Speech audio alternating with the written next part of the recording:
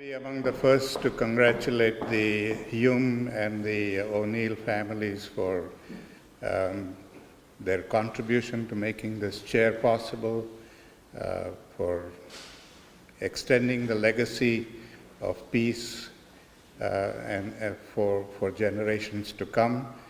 And I think it's a very important thing and something that all of us need to work towards, because our world today is torn apart and we need to do something to learn to live together. I would also like to congratulate the university for establishing this chair in memory of John Hume and Thomas P. O'Neill. And I hope that this chair will serve the purpose of bringing peace into the world and teaching people what peace really means. And of course, I would like to congratulate my friend, Brandon Hamber, for being the first person to chair this very important institution. And I wish him luck in his endeavor to spread peace throughout the world. When I heard Brandon speak in Colombia, I was very happy that he was among the very few scholars who really understood my grandfather's philosophy and was pretty close to practicing it in his work. I say this because I've seen many scholars who only focus on peace building as a conflict resolution program. But we all know that peace building is much more than just conflict resolution. It's also about learning how to prevent conflicts. Because if we don't prevent the conflicts and if we keep on resolving conflicts in a culture of violence, we are just going to perpetuate conflicts over and over again, and ultimately people get tired and say peace doesn't work and we need to fight it out and get this over with. So it's important for us to remember this. My grandfather was very concerned about the culture of violence that we have created in this world. A culture of violence that dominates every aspect of our lives. Our language has become violent, our entertainment is violent, our sports violent, our relationships are violent. Everything about us has become violent. And in this kind of a culture of violence, we would find it very difficult to preserve peace, not only build it, but to preserve it. We have to change that culture of violence, and that is what my grandfather dominated his life and his work toward making us understand what it means to transform the culture of violence to a culture of nonviolence. I had the privilege as a young boy to go and stay with him between the age of 12 and 14. And although the lessons that he taught me were very simple, modest lessons to become understandable for a 12, 13-year-old boy, they had a real profound meaning to those lessons. And when I grew up and began to reflect on these lessons, I realized how important they were to his philosophy as well as to our personal lives. Because one of the things that he emphasized during his life was that peace has to begin with us, each one of us. We cannot build peace outside if we are not at peace with ourselves. And how do we become peaceful within ourselves? And these are the lessons that he taught me. As Brandon said, I was born and brought up in South Africa. and during the apartheid years, and I suffered a lot of prejudices, both at the hands of the whites as well as the blacks. I was beaten up at the age of 10 by whites because they thought I was too black, and then by blacks because they thought I was too white. And it filled me with a lot of rage, and I wanted eye for an eye justice. And that's when my parents decided it was time to take me to India and give me the opportunity to live with grandfather and hopefully learn something from him. And I'm very grateful to them for taking that decision, because in many ways the 2 years that I spent with grandfather really changed my life and made me understand what his philosophy is all about.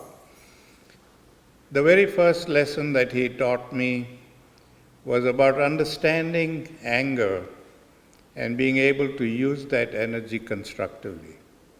We all get angry all the time for one reason or the other, but we never talk about it, we never learn about it, and so all of us end up abusing anger.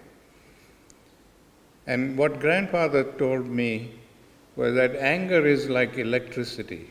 It's just as useful and just as powerful, but only if we use it intelligently. But it can be just as deadly and destructive if we abuse it. So just as we channel electrical energy and bring it into our lives and use it for the good of humanity, we must learn to channel anger in the same way so that we can use that energy for the good of humanity rather than abuse it and cause death and destruction. Today, experts tell us that more than 85% of the violence that we experience in our lives or the lives of our nations is generated by anger. We get angry and we explode and we say things and do things that we regret later on. And yet we don't have to do that. If we learn that anger is a very powerful and a very useful emotion and needs to be channeled effectively, then we would be able to use anger to resolve issues rather than abuse anger and cause violence. He taught me that anger, we need to write an anger journal.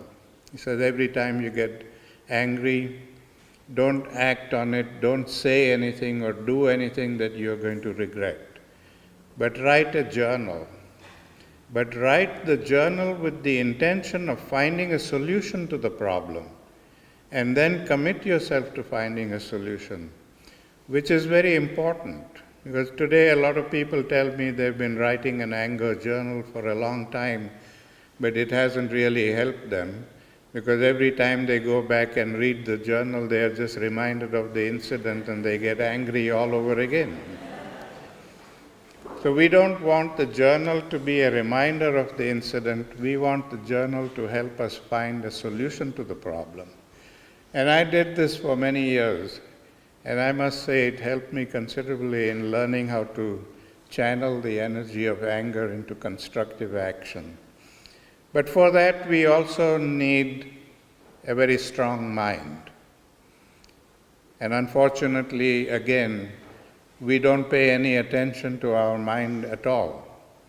We are very conscious about wanting a very strong and healthy body.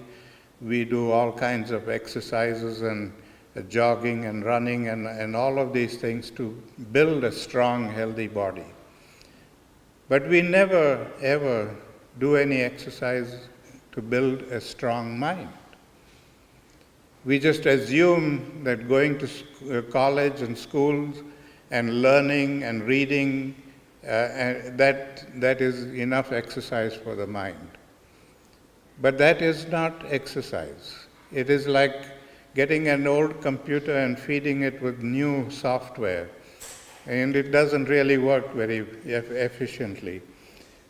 And so we need to learn to strengthen our minds. One of the ways in which we determine how weak our mind is to see how many different thoughts are racing through our mind at the same time as we are sitting here and listening to people talk. And we'll find that there are dozens of thoughts going on in our mind at the same time. And to that extent, we are all distracted. But if we strengthen our mind, then we have control over the mind and we are able to focus on what is happening at the moment without being distracted there.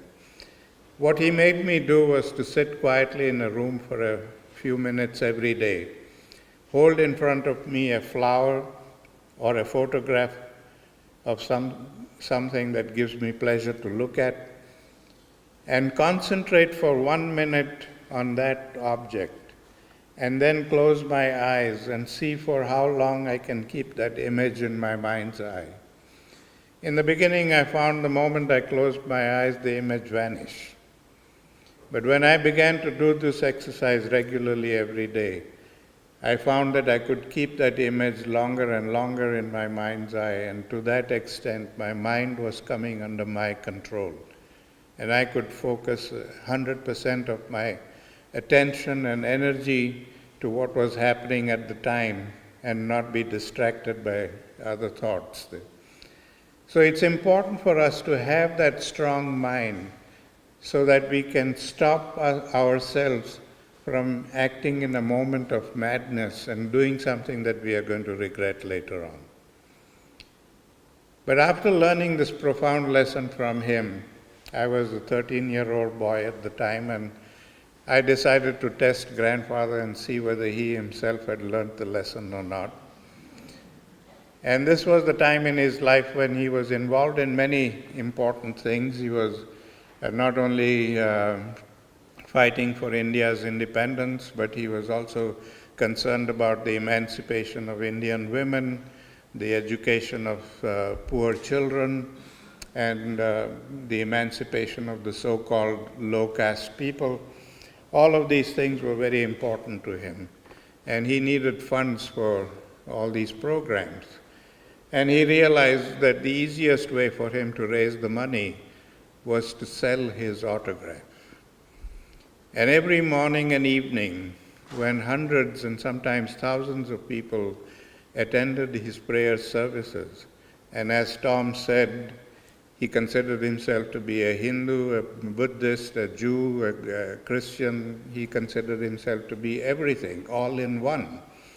And so his daily prayer services included prayers from all of these different religions. And we would sit in a hall like this on a bad day, or we would sit outside in the open on a good day. And every morning and evening we would have these prayers. And the congregation was made up of all the different religious groups, because anybody who knew that Gandhi was in town, they knew that there would be prayers at 5 o'clock in the morning and 5 o'clock in the evening, and they would just come there to be part of those prayers. So he took the advantage of selling his autographs during those prayer services. After the prayers, people would all line up to get his signature. And while I was living with him, it was my duty to go out into the audience and collect these autograph books and bring it to him for his signature. And I had to make sure that the money was along with each of those books there. He had put a fee of 5 rupees for each autograph.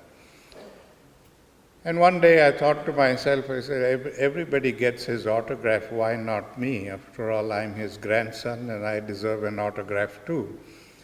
But I didn't have any money.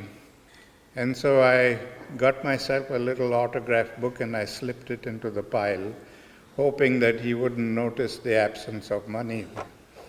But when he came to that autograph, he said, why is there no money for this autograph? And I said, because it's my book. And he said, well, you should know that I don't make an exception even for grandsons. That if you want an autograph, you'll not only have to pay me for it, but you'll have to earn the money and pay me. Don't ask your parents for it. And I said, no way. He said, you are my grandfather and I'm going to make you give this autograph free.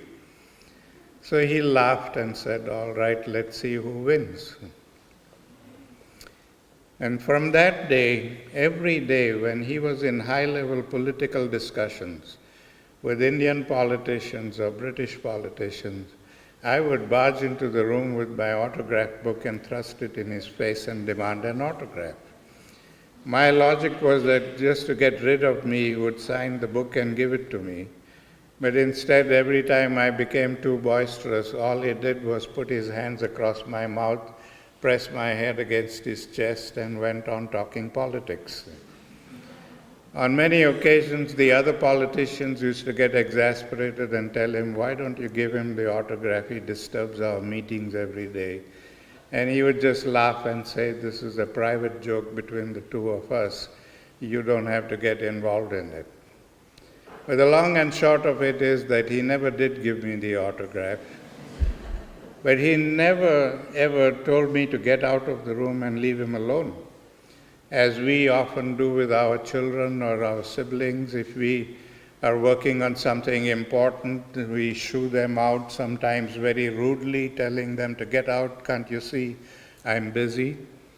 He never, ever did that to me. And that's when I realized that if he was able to control his anger to that extent, if we attempt to achieve 50% of it, we would make a tremendous difference in the level of violence that we experience today. So anger is a very important aspect of the peace process, and learning how to channel that energy of anger into positive, constructive action. But it's also very important for us to remember that his philosophy of nonviolence was not simply a philosophy for ending wars or ending violence. It has much deeper connotations. And I realized this one day through a little pencil. A little 3-inch butt of a pencil became the subject for a major lesson. I was coming back from school, and I had this little 3-inch pencil in my hands, and I thought I deserved a better pencil. This was too small for me to use. And without second thought, I just threw the pencil away on the roadside, because I was so sure that grandfather would give me a new pencil when I asked him for one. But that evening when I asked grandfather for a new pencil, instead of giving me one, he subjected me to a lot of questions. He wanted to know how the pencil became small, and where did I throw it away, and why did I throw it away, and on, and I couldn't understand why he was making such a fuss over a little pencil until he told me to go out and look for it. And I said, "You must be joking." He said, "You don't expect me to look for a little pencil in the dark?" He said, "Oh yes, I do. Here's a flashlight." And he sent me out with a flashlight to look for this pencil, and I think I must have spent about 2 hours searching for it. And when I finally found it and brought it to him, he said, "Now I want you to sit here and learn 2 very important lessons. The first lesson is that even in the making of a simple thing like a pencil, we use a lot of the world's natural resources. And when we throw them away, we are throwing away the world's natural resources, and that is violence against nature. The second lesson is that because in an affluent society we can afford to buy all these things in bulk, we overconsume the resources of the world. And because we overconsume them, we are depriving people elsewhere of these resources, and they have to live in poverty. And that is violence against humanity. And that was the first time I realized that all of these little things that we do every day, consciously and unconsciously, things that have become so much a part of our nature because of the culture of violence that we live in, that all these things are acts of violence. To make me understand this thoroughly, he made me do a genealogical tree of violence, just as we do a family tree, with violence as the grandparent, and physical violence and passive violence as the 2 branches.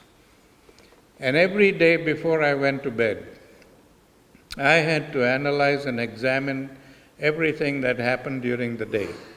Things that I may have done to others or others may have done to me. All of these things had to be analyzed and examined and put in their appropriate places on that tree. If it was the kind of violence where we use physical force, that would naturally go under physical violence.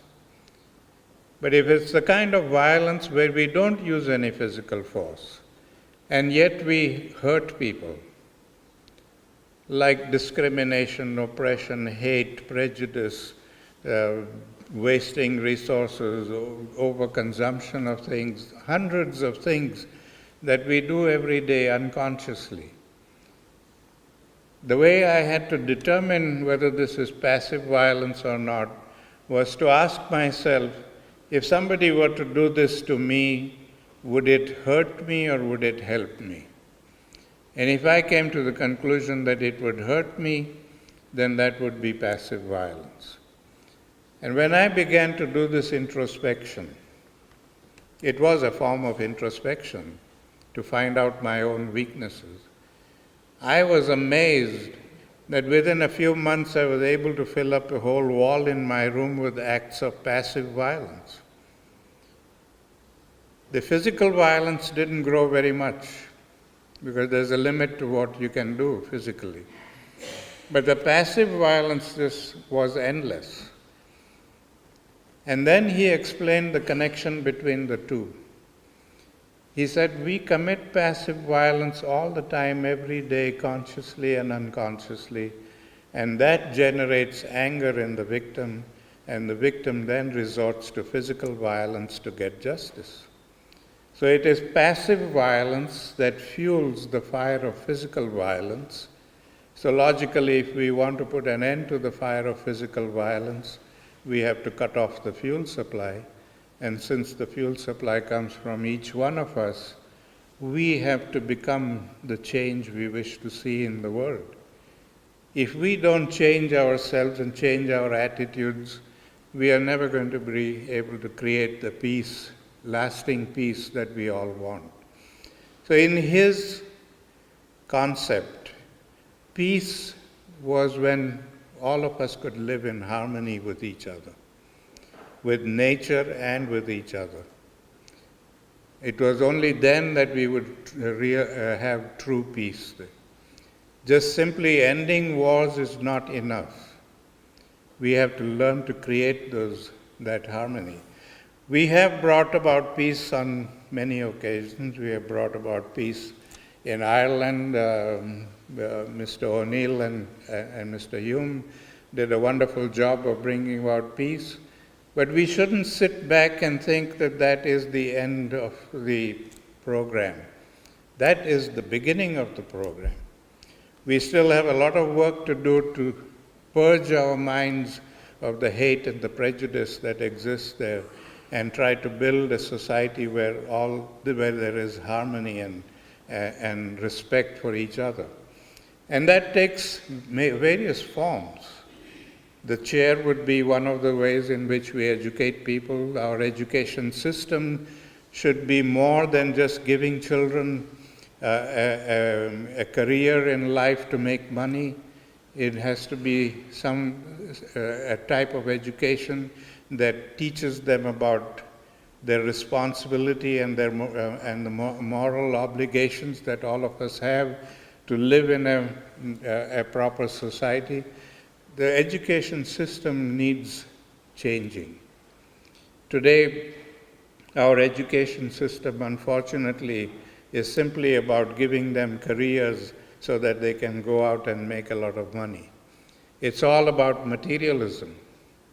It's all encouraging materialistic lifestyle. And materialism and morality has an inverse relationship. The more materialistic we become, the less moral we are. And we can see this in everyday life all the time. So we have to be conscious of this, and we have to make all these different efforts to bring about that kind of peace. Another thing that troubled my grandfather very much was the kind of relationships that we had. Because of materialism, our relationships with each other are based on self-interest. We are always thinking about what am I going to gain from this relationship? And if I don't gain anything from it, why should I bother to cultivate it? And when we have that kind of an idea, the relationship is never on a sound footing. It's always very delicate relationship, and it breaks off very quickly when we stop getting anything from each other. But in a culture of nonviolence, relationships are based on 4 principles of respect, understanding, acceptance, and appreciation. We have to respect ourselves and respect each other and respect our connection with all of creation. We are not individual people. We are part of this whole society. We are part of this whole creation.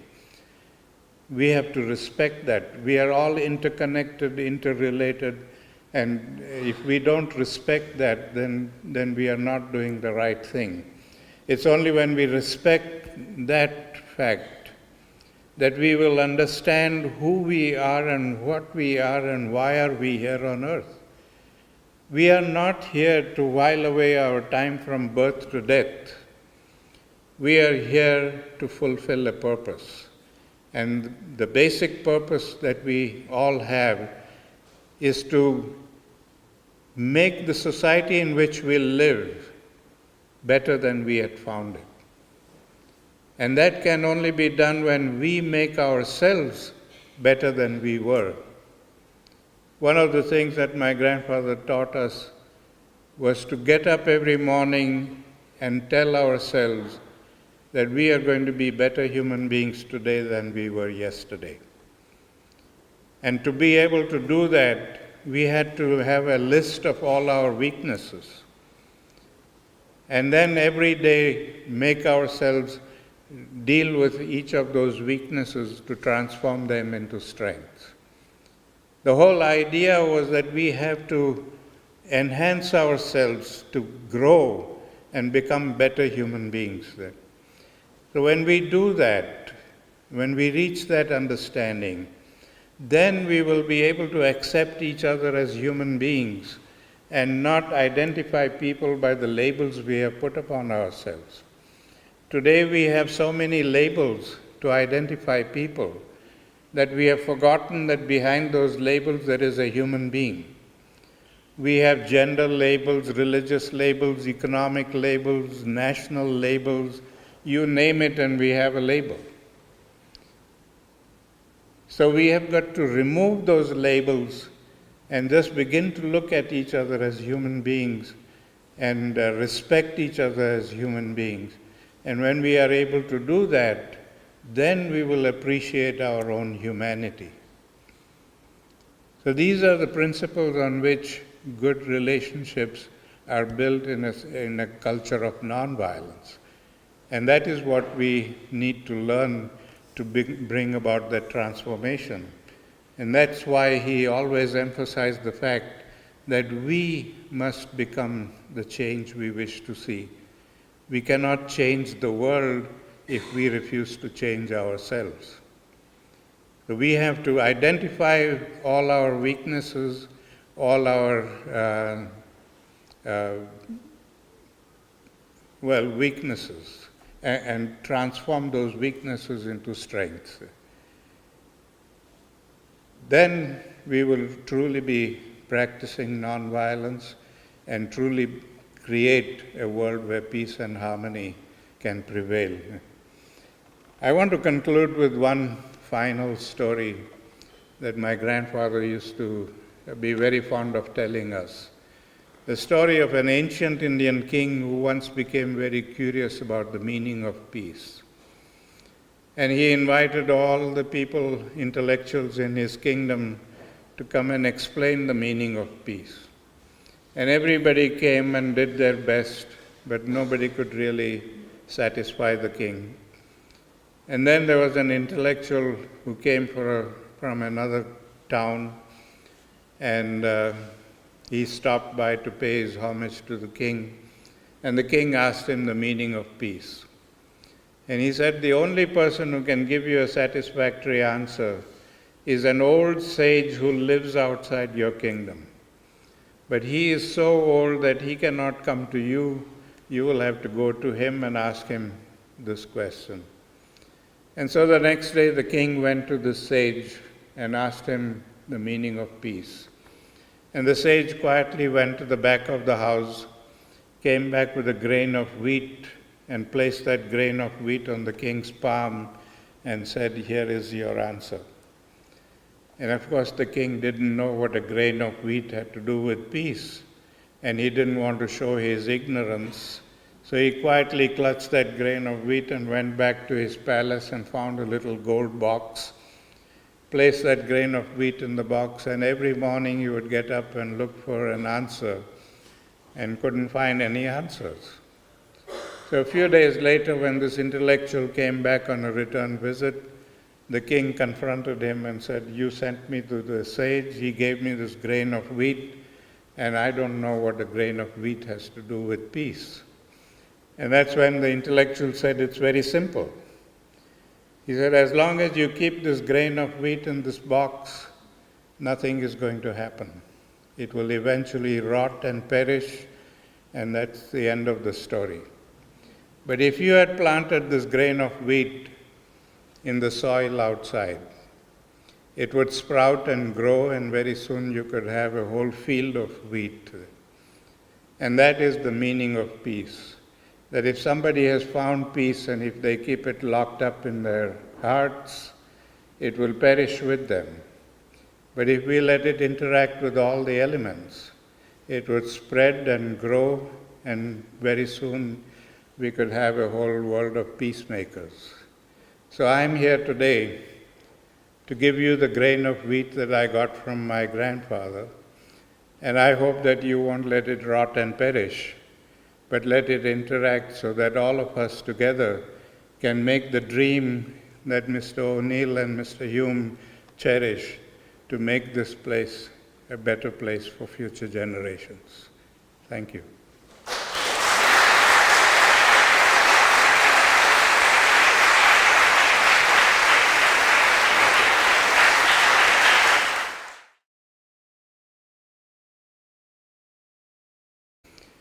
And although the lessons that he taught me were very simple, modest lessons to become understandable for a 12, 13-year-old boy, they had a real profound meaning to those lessons.